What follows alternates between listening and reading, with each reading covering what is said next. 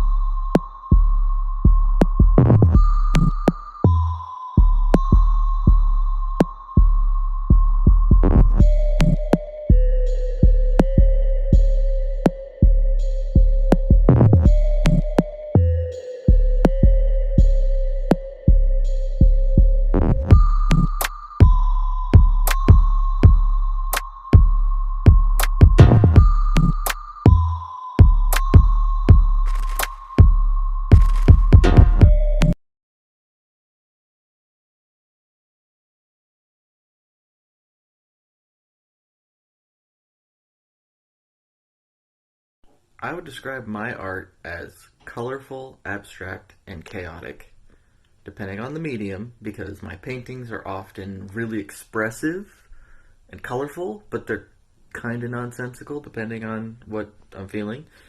And my ink drawings, or my line art, are often really chaotic and hard to look at, but they're orchestrated chaos. There's a lot more pattern to it and intent with each line.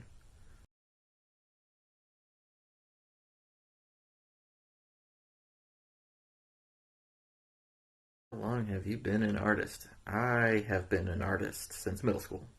Um, I've always had a notebook on me. Through all of middle school, I was doodling and drawing constantly. Through into high school, I drew almost every single day. I would have dedicated classes where I'd just draw instead of paying attention, which was not a good idea, but that's why I was just drawing so much, was because I didn't like the class. Uh, Exiting high school, I continued to draw almost every single day, all the way up till today. Just creating stuff. It's not always something I share. It's not always something I maybe paint. I didn't start painting till recently. I didn't start painting till 2020.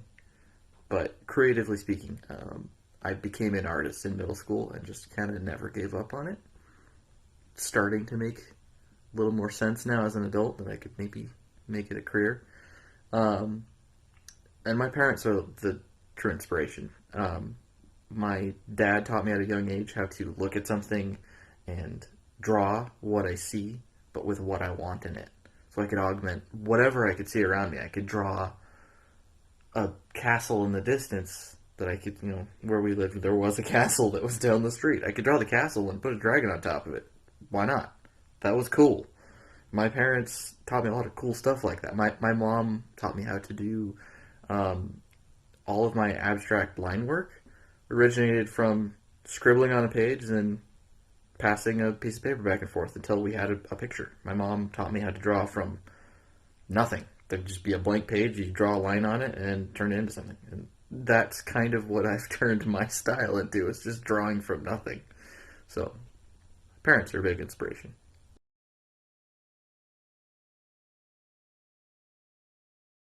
My favorite piece, I named it Synecdoche, after my favorite movie and a term that I did not know prior to it. This piece is my first time using a paintbrush and being legitimately happy with it. I really like how this one's composed. I accidentally came upon a new method that I really like. It's a layering method and keeping the paint wet with acrylic paint, constantly wet, to keep a blending. I don't know what to call it. It just kept blending and kept going. Um, this piece doesn't have any major significant story behind it, as much as I would love to have a story, because I did not begin with a story. But I do think this one, with time, will gain meaning. I'm not sure yet how much, but I think it will.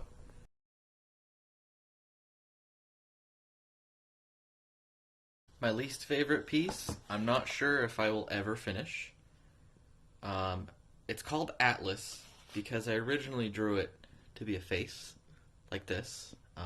There are two eyes, a nose, and a mouth that I attempted to paint. This was back when I was using brushes and still learning before I did finger painting. Um, but I dropped on the floor and saw a new face. And I don't really want to change it, so I've been kind of on the fence about even sharing this one online. Because it's not done. It's kind of become like my most hated piece because it has like a weird, like I don't feel right finishing it in either orientation. I don't like it either way, and I don't know if I want to finish it. So it's just kind of an unfinished piece that just is living on my wall.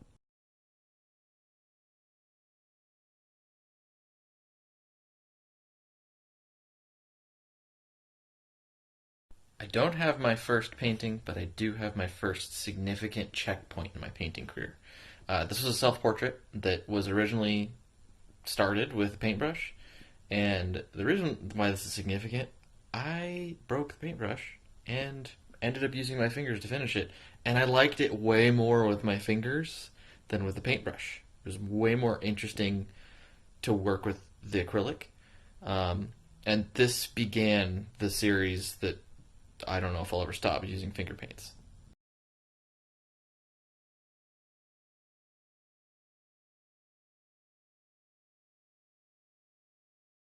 What keeps art interesting? Really good question, because it depends. It goes person to person. It really depends. Would you want to be interesting for yourself or the people around you? I try to keep it interesting for myself, so I continue painting and drawing and creating every day. Um, there's something special and ultra rewarding. The serotonin release you get when you finish a drawing is satisfying enough to keep you coming back and drawing again. Because when you finish a drawing and you can sit back and go, I really like this. This is cool. You'll end up wanting to do it again. It's somewhat addictive when you get to that point where you can, you know, paint 10 things in a sitting, not really thinking about it. It's really nice to be able to release a lot of that and get something from it. Getting an idea out of your head and finishing it is rewarding on a bunch of different ways. Um, there's also, is it interesting to everyone around you? You got to keep it interesting for the people around you if you want to stay interested yourself. I've been finding that I do change up my style. I use colors that people like, not always colors I like, because it's hard to stay interested if people around you are not. Um, it's not like you need to be trending or your art needs to be always whatever the next person likes to watch. There's a lot of art already out there. But the interesting part, if you can get someone to look and get them excited, you're likely pretty excited about what you're making. So that tough question. Tough question to answer. I think that it keeps interesting by just making stuff that I like, and if other people like it, that's cool. That's interesting enough to keep me going too.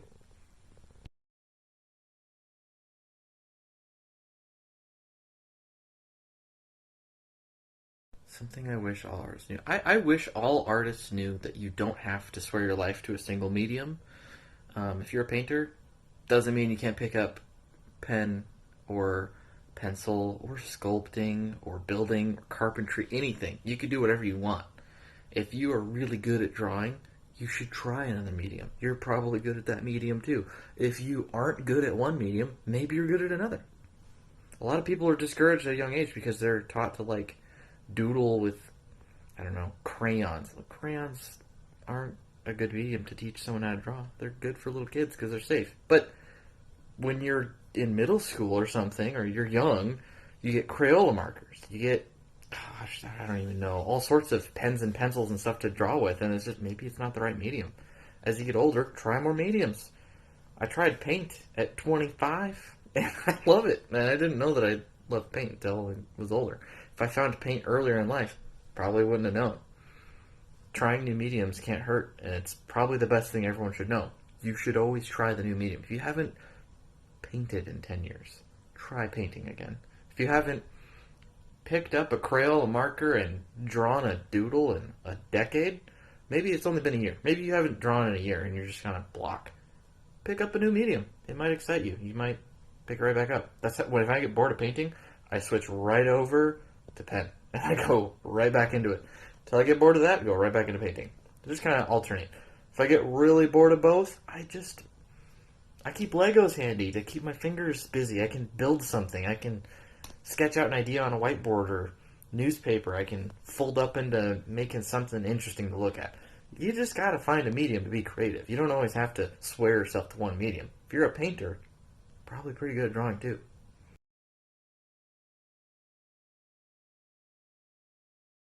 If my life was a book, what would it be called? I would probably call it a Lundrium because if the if my life was a book, it'd give you a really good idea of my perspective, and a Lundrium is like the moment that you get my perspective. When you see what I see, it's where I coined the term from in my head. Made up a word, a Lundrium. I would name my book a Lundrium.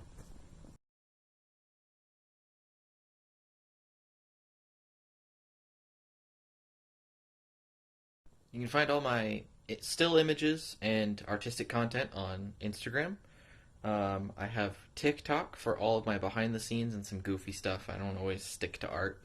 I will be opening a website soon. More information on that will be on Instagram.